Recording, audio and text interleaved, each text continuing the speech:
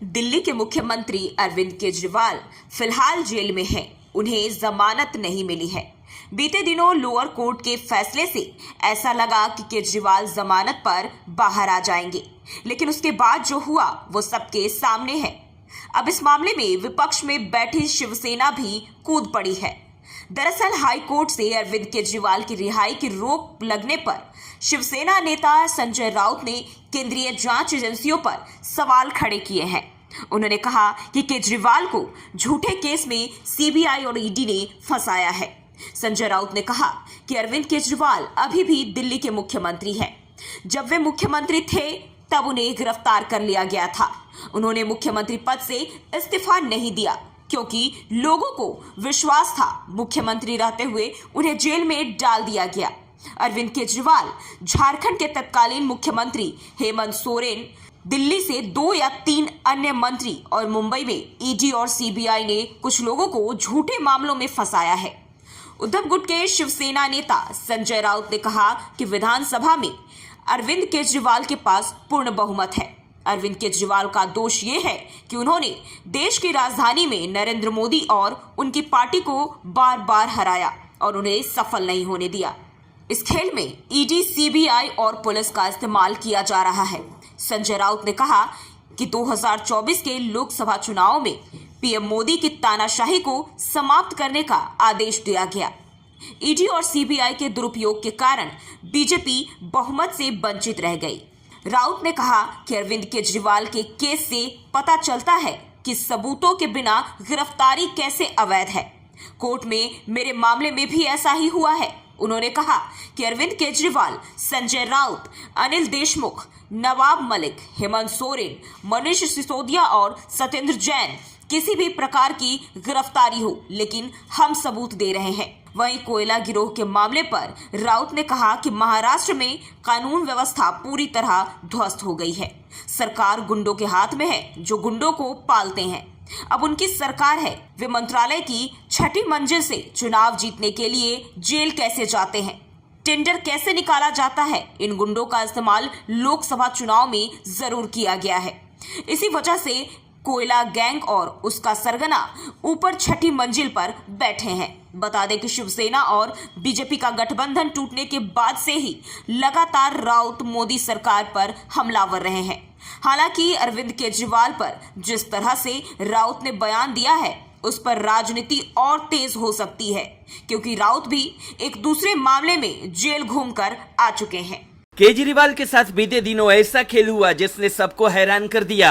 एक तरफ उनके पार्टी के नेता खुशी से जश्न मनाने लगे तो दूसरी तरफ अगले ही दिन हाईकोर्ट ने उनके जमानत वाले फैसले पर रोक लगाकर पार्टी को झटका दिया। जिस आदेश पर हाईकोर्ट ने स्टे लगाया है उसे राउज एवेन्यू कोर्ट की विशेष न्यायाधीश न्याय बिंदु ने पारित किया था। केजरीवाल और आप पर लाइसेंसधारियों के पक्ष में दिल्ली की शराब नीति में हेरफेर करने के लिए राजनेताओं, व्यापारियों और अन्य लोगों के एक कार्टेल साउथ ग्रुप से 100 करोड़ रुपए की रिश्वत लेने का आरोप लगाया गया।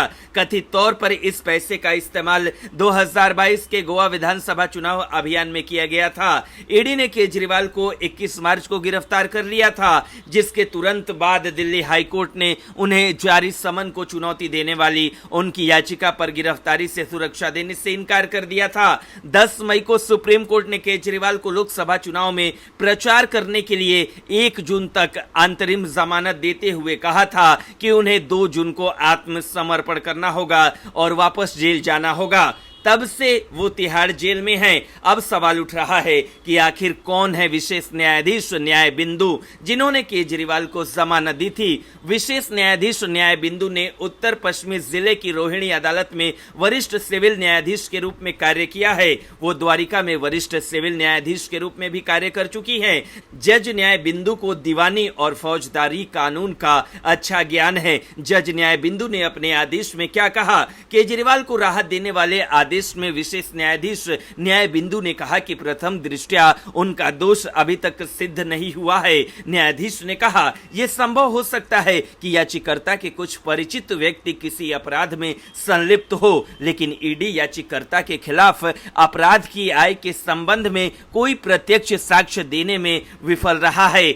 उन्होंने केजरीवाल के इस दावे पर ईडी की चुप्पी पर भी सवाल उठाया कि उन्हें कथित आबकारी नीति घोटाले से संबंधित मनी लॉन्ड्रिंग मामले में सीबीआई की एफआईआर या ईडी द्वारा दर्ज ईसीआईआर में नाम दर्ज किए बिना ही गिरफ्तार किया गया था। उधर सीएम केजरीवाल की जमानत पर दिल्ली हाईकोर्ट की रोक लगाने के बाद उनकी पत्नी सुनीता केजरीवाल भी आग बबूला हो गईं। अब इस पर सीएम केजरीवाल की पत्नी सुनीता केजरीवाल की पहली प्रतिक्रिया आई। सुनीता केजरीवाल ने कहा कि देश में तानाशाही बढ़ रही है। उन्होंने ईडी पर सवाल उठाते हुए कहा कि बिना बेल ऑर्डर के बिना ईडी कोर्ट कैसे पहुंच गई। उन्होंने आगे कहा कि ईडी ने सीएम केजरीवाल की रिहाई पर सवाल उठाते हुए कहा कि अभी ऑर्डर अपलोड नहीं हुआ और ईडी उसके खिलाफ हाईकोर्ट पहुंच गई। अभी हाईकोर्ट का फैसला आना भी बाकी है। आशा करती हूं कि हाईकोर्ट न्याय करेगा। उन्होंने आगे कहा कि देश में तानाशाही कितनी बढ़ गई है कि ईडी किसी को जेल से निकलने नहीं देना चाहती है। सुनीता केजरीवाल ने ईडी पर हमला करते हुए कहा कि ईडी केजरीवाल के साथ देश में मोस्ट वांटेड आतंकवादी की तरह व्यवहार कर रही है। बता दें कि दिल्ली के सीएम अरविंद केजरीवाल को कल राउज एवेन्यू कोर्ट ने 1 लाख रुपए की निजी मुचलके पर जमानत दे दी थी। उन्हें तिहाड़ जेल से निकलना था, लेकिन उससे पहले ही ईडी हाईकोर्ट पहुंच गई। दिल्ली हाईकोर्ट में ईडी के वकील ने कहा कि कोर्ट का ऑर्डर अपलोड नहीं किया गया। उन्हें 48 घंटे के अंदर अपनी बात नहीं कहनी गई। कोर्ट ने तमाम दलीलों को सुनने के बाद ईडी की अर्जी पर सुनवाई पूरी होने तक केजरीवाल की जमानत पर रोक लगा दी। ब्यूरो रिपोर्ट, न्यूज़ चौक।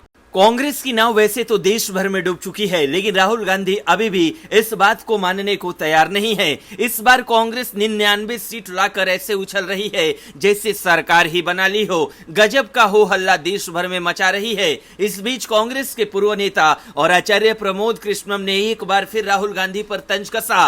राहुल पर हमला बोलने के साथ ही उन्होंने पीएम नरेंद्र मोदी की भी तारीफ की। प्रियंका गांधी के वायनाड उपचुनाव लड़ने के फैसले पर भी प्रमोद कृष्णम ने सवाल उठाया। प्रमोद कृष्णम ने राहुल गांधी का नाम लेते हुए कहा, राहुल गांधी जी के कंप्यूटर में वायरस आ चुका है। मुझे लगता है कि वो उसका पासवर्ड भी भूल चुके हैं। कांग्रेस को चाहिए कि नया ओटीपी जनरेट करे। राहुल गांधी को देश की जनता ने तीसरी बार नकार दिया। उन्होंने कहा कि अगर राहुल गांधी जी को देश की जनता स्वीकार करती तो उड़ीसा, आंध्र प्रदेश, गुजरात, मध्य प्रदेश, हिमाचल प्रदेश, दिल्ली और उत्तराखंड में कांग्रेस का सुपड़ा साफ नहीं होता। पूरे देश में इनका सुपड़ा साफ होता जा रहा है। ये किस मुंह से बात करते हैं? नरेंद्र मोदी विश्व के नेता बन रहे हैं, जबकि राहुल गांधी सिकुड़ते जा रहे हैं। उन्होंने आगे कहा कि मुझे लगता है कि कांग्रेस वर्किंग कमेटी की बैठक बुलाकर राहुल गांधी से जवाब लेना चाहिए कि 2024, 2014, 2019 लोकसभा चुनाव में हार का जिम्मेदार कौन है, उनसे जवाब लेना चाहिए। वहीं उन्होंने प्रियंका गांधी के वायनाड सीट से उपचुनाव लड़ने पर भी सवाल उठाया। उन्होंने कहा कि प्रियंका गांधी जैसे बड़े नेता को वायनाड उपचुनाव में उतारना उनके कद को छोटा करना है। इतने बड़े नेता को उत्तर भारत से बाहर निकालकर वहां भेजना ठीक नहीं है। उनका मन था कि वो उत्तर भारत में रहें, उत्तर प्रदेश में काम करें, लेकिन उनको बिना मन के वहां भेजा जा रहा है। ये ऐसा ही है जैसे व्यक्ति को देश से निकाल दिया जा रहा। अगर उनको लड़ाना ही था तो जनरल इलेक्शन में लड़ाती। राहुल गांधी बहुत ही इंफीरियरिटी कॉम्प्लेक्स है। वो कभी भी किसी नेता को आगे नहीं बढ़ने देना चाहते हैं जिसमें प्रतिभा है। ज्योतिरादित्य सिंधिया को चीफ मिनिस्टर क्यों नहीं बनाया गया? सचिन पायलट को सीएम क्यों नहीं बनाया गया? जितने भी ऐसे लोग जिनमें राजनीतिक क्षमताएं हैं या भविष्य के लिए प्रतिभा है, उनका गला घोटने का काम राहुल गांधी के समय में हुआ है। ब्यूरो रिपोर्ट, न्यूज़ चौक।